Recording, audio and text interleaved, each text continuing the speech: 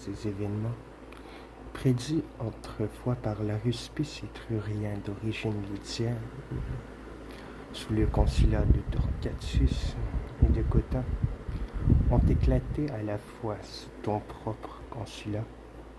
Du haut de l'Olympe étoile, le maître du tonnerre a frappé les monts sacrés, couronnés de ses temples et embrasés de ses feux le Capitole, siège de l'Empire romain. Alors la foudre dévora l'antique statue de Nathan renversée. Elle anéantit les simulacres des dieux et les lois autrefois dictées par eux. Là se voyait la louve sauvage, dont les mamelles remplies arrosaient d'un lait nourrissant les lèvres des nouveau-nés, enfants de Mars. Renversée par la foudre, elle tombe arrachée de sa base où reste seulement l'empreinte de ses pieds. Chacun alors feuilletant les écrits et consultant les monuments de la science, trouvait de lugubres prédictions dans les archives de l'Étrurie.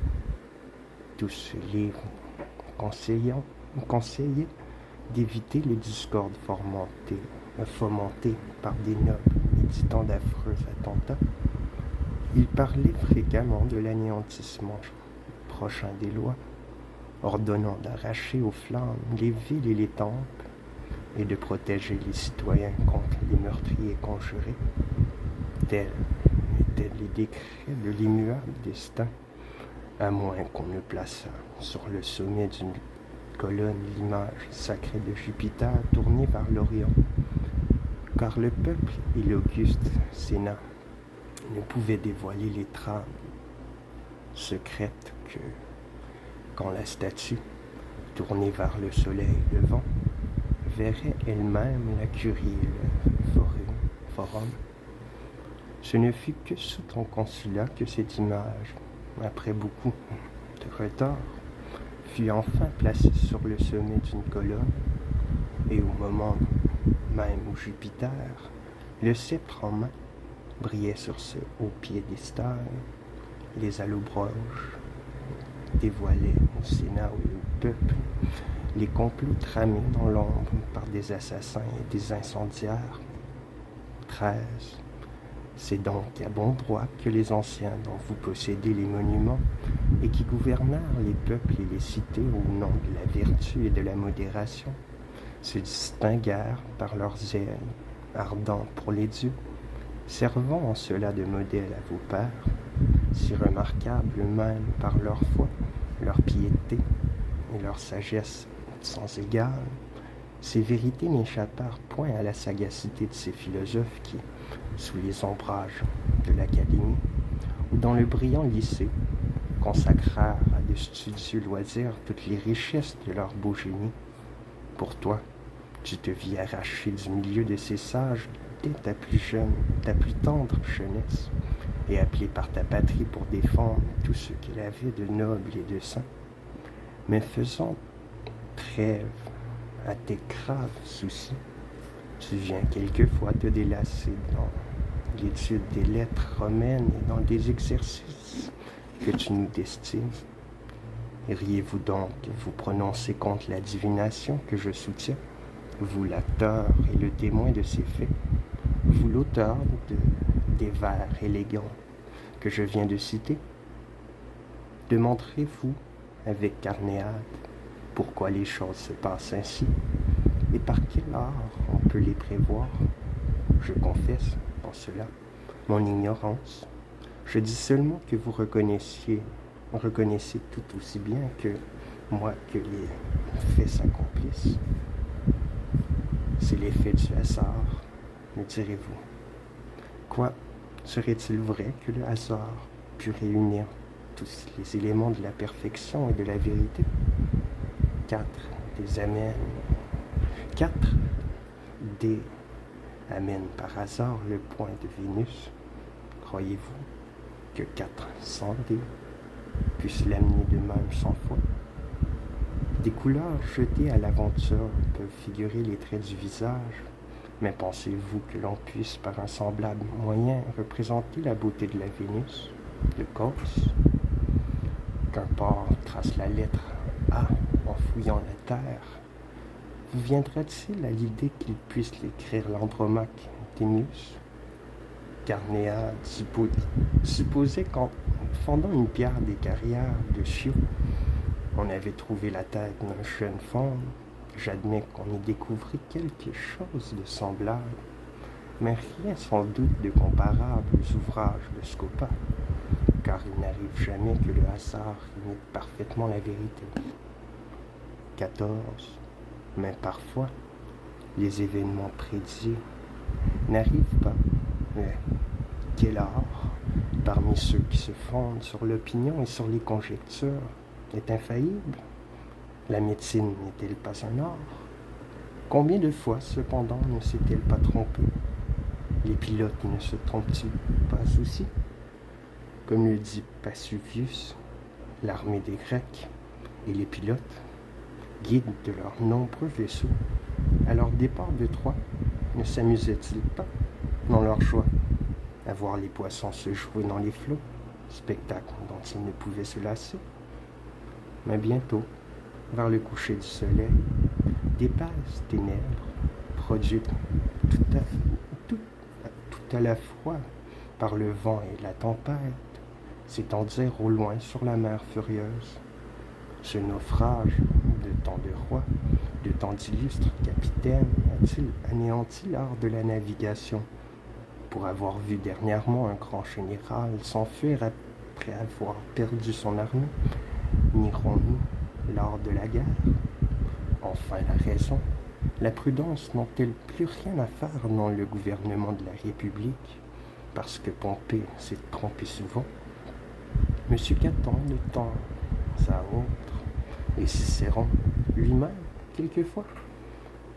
Il en est ainsi des réponses des aruspices et de toute divination basée sur des conjectures, car il n'est pas donné à l'esprit humain d'aller plus loin. Déçu parfois, elles nous conduisent cependant le plus souvent à la vérité, car cette science remonte à un temps immémorial, car cet art est le résultat d'une série d'observations recueillies à la suite d'une infinité d'événements semblables, précédés des mêmes signes. 15.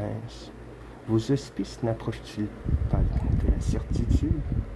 Il est vrai que maintenant, les augures romains, permettez-moi de vous le dire, ignorent la science que possèdent à fond les Ciliciens, les Pompéiens, les Pisidiens, les Lyciens. Ai-je besoin de vous rappeler un nom illustre et vénéré, celui de notre hôte, le roi Déjotarus? Vous savez que ce prince n'entreprend rien sans avoir consulté les auspices. Un jour, averti par le vol d'un aigle, il interrompit, un voyage projeté et commencé, et la chambre où il aurait dû coucher, s'il n'était pas revenu sur ses pas, s'écroula la nuit suivante.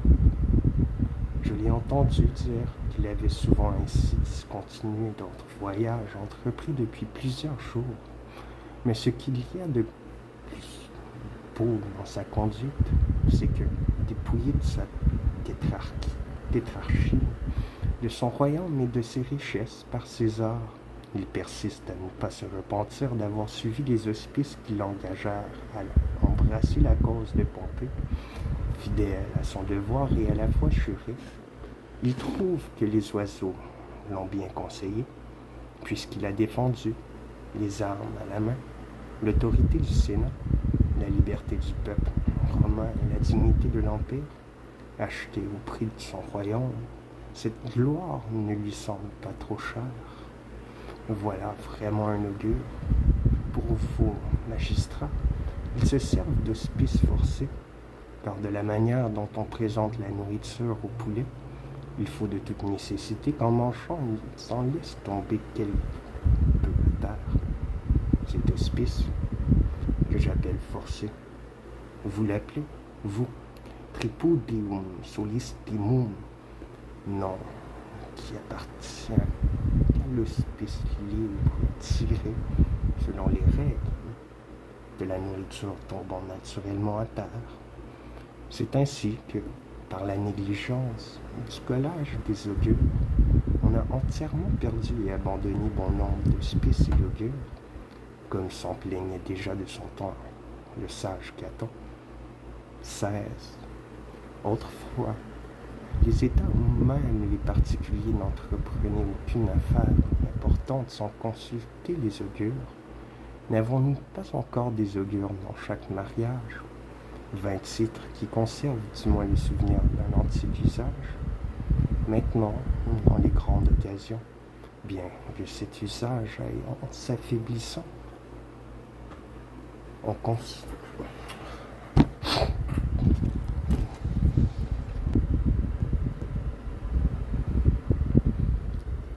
conserve du moins le souvenir en s'affaiblissant, on consulte les entrailles des victimes, tandis qu'autrefois on avait foi au vol des oiseaux. Aussi nous avons payé cher cette négligence coupable qui nous fait laisser de côté les mauvais présages. Claudius, par exemple, fils d'Appius l'aveugle, et Lucius Junius, son collègue, perdirent de puissantes flottes pour avoir pris le large mal à propos. Telle fut la faute d'Agamemnon, qui, entendant les Grecs murmurer entre eux et mépriser ouvertement l'art d'augurer d'après les entrailles, donna malgré les oiseaux l'ordre, applaudi par tous, de lever l'ancre. Sans remonter si loin, nous savons ce qui arriva à M. Crassus pour avoir négligé des imprécations. Je remarquerai à ce sujet que votre collègue appuie, que vous regardez comme un bon augure, nota légèrement, à mon avis, durant sa censure, un homme de bien et un excellent citoyen, c'est Athéus, comme coupable d'avoir simulé les hospices. Si sa conviction était complète, ses pouvoirs de censeur l'y autorisaient, sans doute, mais il n'agit nullement en augure en attribuant à ces imprécations les calamités qui venaient de frapper le peuple romain. Si telle en avait été la cause, la faute n'eût pas été à celui qui les avait prononcées, mais à celui qui les avait dédaignées. Mais comme le dit lui-même Appius, augure et censeur à la fois, l'événement prouva qu'ils étaient vrais, fausses. Elle n'aurait eu aucun effet funeste, car les imprécations, de même que les autres auspices, les présages et les signes, ne sont pas cause qu'une chose arrive. Elles annoncent seulement qu'elle arrivera si l'on y pourvoit. Ce n'est donc point aux imprécations d'Athéus qu'il faut attribuer cette calamité. Elles ne furent qu'un avertissement de ce qui devait arriver à Crassus s'il n'y prenait garde. Ainsi, où l'imprécation d'Athéus n'eut aucun effet, ou, si elle en eut, comme Appius le décida, c'est le contempteur de la vie, non le conseiller, qui fut le coupable. 17. Mais de qui tenez-vous le Litius, ce bâton sacré, noble insigne de votre dignité augurale? De Romulus, qui en fit usage pour partager district Rome qu'il avait fondé. Le Litius, dont il se servait ainsi nommé d'une courbure légère qui lui donne quelque ressemblance avec un clairon, fut retrouvé intact dans les ruines de la curie des Saliens, où il était déposé, et qui avait été la proie des flammes. Et quel auteur n'a point parlé de ce qui arriva longtemps après, sous le règne du premier Darquin, lorsque Attius Navius se servit du Litius pour faire le partage des régions? Pauvre et réduit dans sa jeunesse à garder les pourceaux, il lui arriva, après avoir perdu un de ses porcs, de faire vœu, s'il le retrouvait, d'offrir à Dieu la plus belle grappe de raisin de la vigne où il était. Le porc retrouvé, on raconte qu'Atius se plaça au milieu de la vigne, tournée vers le midi, et qu'il la partagea en 4 régions, le présage des oiseaux ayant été contraire pour 3. Il trouva donc la dernière, selon les écrivains de ce temps, une grappe de raisin d'une grosseur prodigieuse.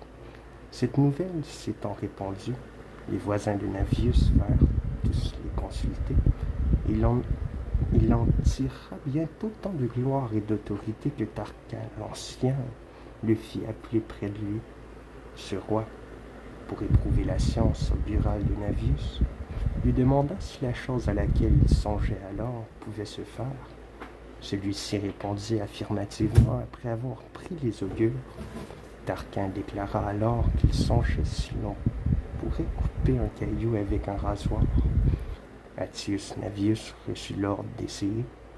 Apporté sur la place publique, le caillou fut coupé avec un rasoir en présence du roi et du peuple. Aussi, depuis ce moment, Tarquin et le peuple accordèrent-ils toute leur confiance à l'augure Atius Navius. La tradition ajoute que le caillou et le rasoir furent enterrés dans la place publique et qu'on éleva dans cet endroit un putéal. Nions ces faits, brûlons nos annales, traitons tout cela de fable, si vous voulez, et préférons toute autre doctrine plutôt que d'avouer la providence des dieux. Mais n'avez-vous pas approuvé vous-même la discipline des augures et des aruspices dans ce que vous avez écrit de Tiberius Gracchus, lequel tint les comices pour l'élection des consuls, après avoir mal dressé la tente augurale et avoir affranchi le Pomerium sans auspice? Voilà un fait avéré que vous avez vous-même pris soin de transmettre à la postérité. D'ailleurs, l'augure Tiberius Gracchus renforça, par l'aveu de son erreur, l'autorité des auspices et la discipline des aruspices. Ceux-ci, de leur côté, introduits dans le Sénat peu de temps après cet événement, affirmèrent que celui qui avait présidé les comices avait une faute à se reprocher. 18. Je me réunis donc à l'avis de ceux qui admettent 2 espèces de divination, l'une artificielle, l'autre naturelle. C'est un art dans ceux qui se fondent sur d'anciennes observations pour appuyer leurs conjectures touchant l'avenir, mais ce n'est point un art pour ceux qui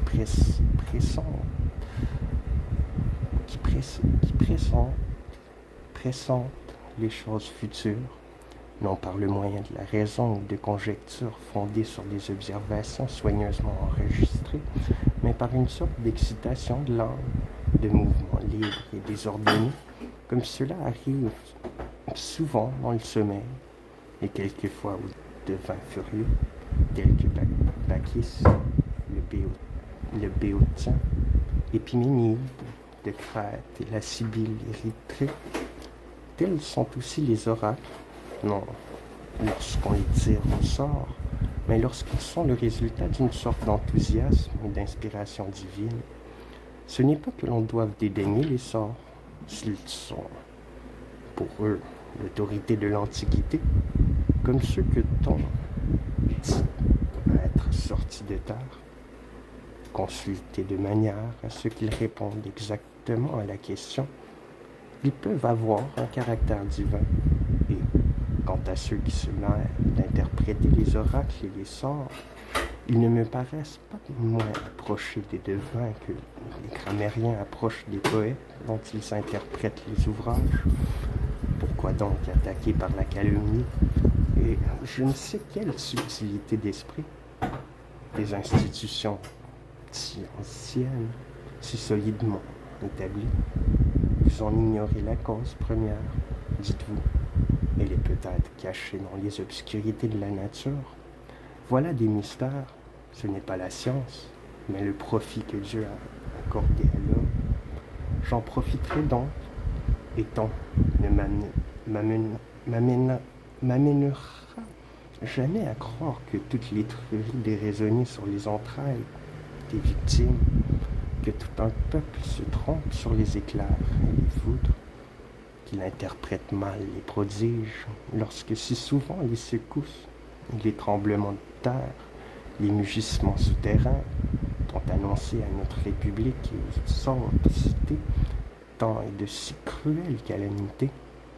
On se moque aujourd'hui du prodige d'une mule qui fit un poulain, mais cette production, contre l'ordre de la nature, ne présageait-elle pas aux yeux des aruspices l'enfantement de malheurs publics incroyables?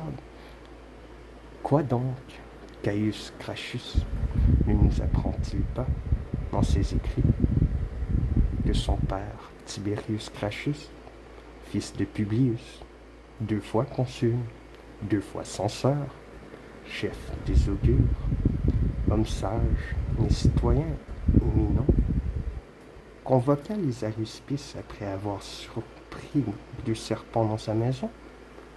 Les aruspices ayant répondu que s'il laissait aller le mâle, sa femme ne tarderait pas à mourir, et que s'il lâchait la femelle, il mourrait lui-même. Il estima qu'il était plus juste d'épargner sa femme, qui était jeune et fille de Scipion l'Africain, et d'aller lui-même au-devant d'une mort qui n'avait rien de prématuré. Il lâcha donc la femelle et mourut peu de jours après. 19.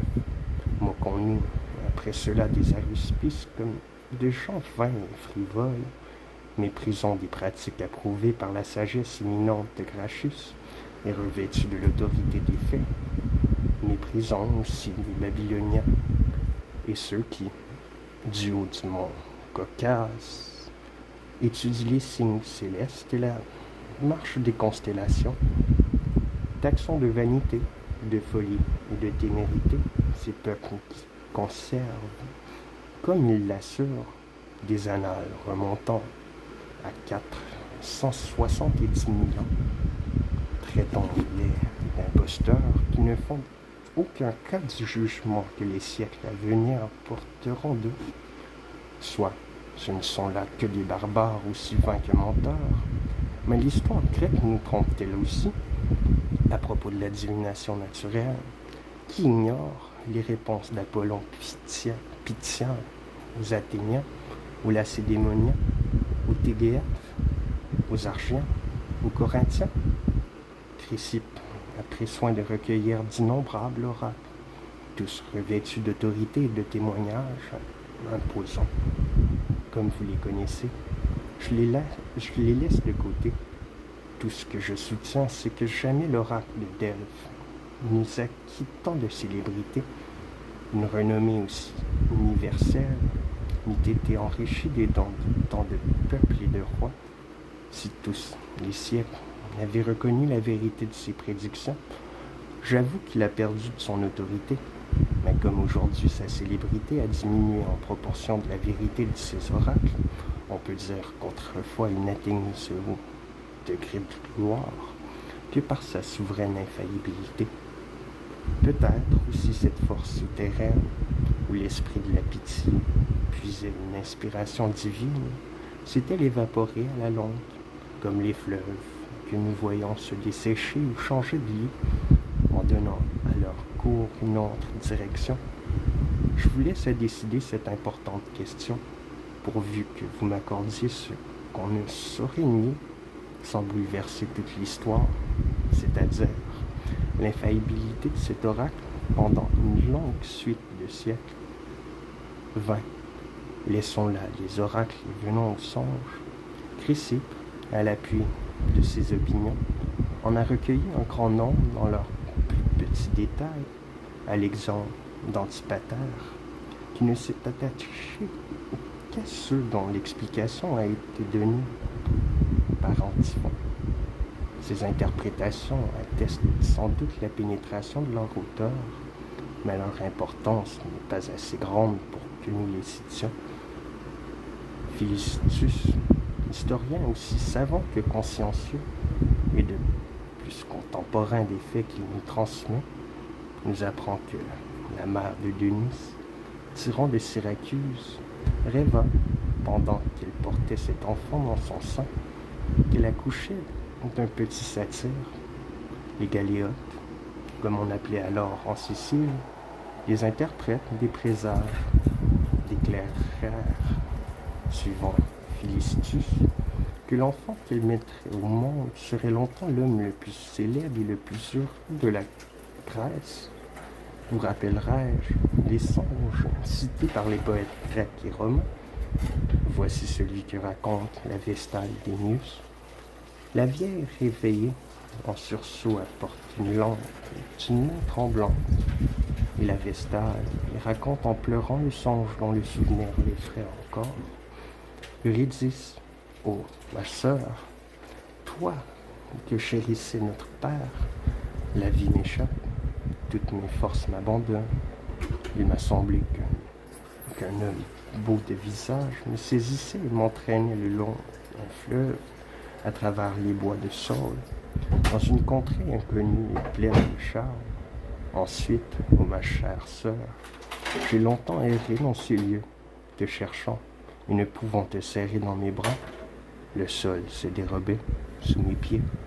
Enfin, j'ai entendu la voix de mon père m'adressant ces mots. Ma fille, tu ne peux te dérober à ta destinée, mais du fleuve naîtra la fin de tes malheurs. Le silence a suivi ces paroles, et je n'ai pu voir mon père, malgré mon désir ardent, malgré mes pleurs, mes supplications. J'ai vainement tendu mes bras vers le ciel, en l'appelant d'une voix caressante. Alors ce sommeil fatigant m'a abandonné.